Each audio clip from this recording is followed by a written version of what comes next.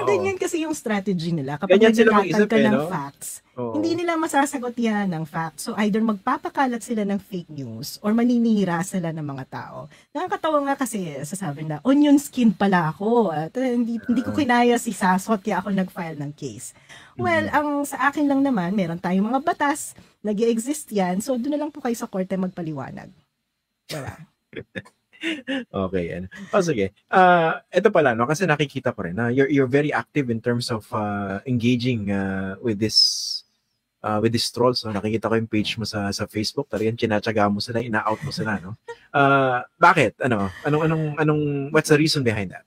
Meron kasing nakikita akong matinding epekto yung ginawa ng Duterte fake news infrastructure. Una, yung disinformation. Maraming naniwala dyan at maraming naloloko dyan. At napakalaki ng impact dyan sa lipunan kasi kung tayong mga mamamayan ay gumagawa ng mga desisyon sa buhay natin batay sa fake news, yung mga desisyon natin na yan ay may epekto hindi lamang sa kanila kundi sa buong bayan. So negative externality sila sa akin. So may responsibility ako na i-correct yung mga disinformation na ginagawa nila. That's one. Pangalawa, yung isang masamang epekto ni Duterte sa lipunan ay na-empower niya yung mga tao na maging evil. 'Di ba? Yung anonymity ng internet, akala nila pwede na silang maging masama.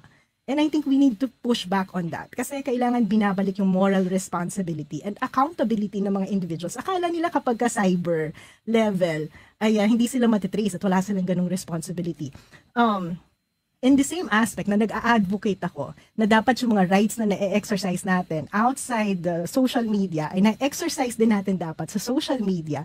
Dapat yung moral responsibility natin in real life, dapat in-exercise din natin yan sa social media. So for example, yesterday, pinakita sa akin ni Dan, kahapon lang yung pinakita sa akin yung isang live namin na nag-comment itong si Ruben Rivera na sana mamatay na lahat ng anak ko. Ganyan. Actually, even before na nagla-live ako, yung si Ruben Rivera, nagko-comment na yan. Nakita ko na yan eh.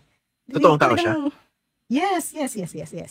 Kino-comment niya na sana mamatay na yung anak ko every time I discuss about Duterte. Nagkataon lang nabuti si Dan, he was able to screen cap it. And I checked that this person is a teacher. Talaga? So pinost ko yun to shame him from what he posted, diba? Oo, so, tsaka mas mga ginawa niya. moral responsibility on the statements we make online. Kasi akala nila may anonymity sila eh. Sumagot pa ba? Online is the same as real life. Nag-disable ng account. But I'm tracing him because I will not stop with just posting him online.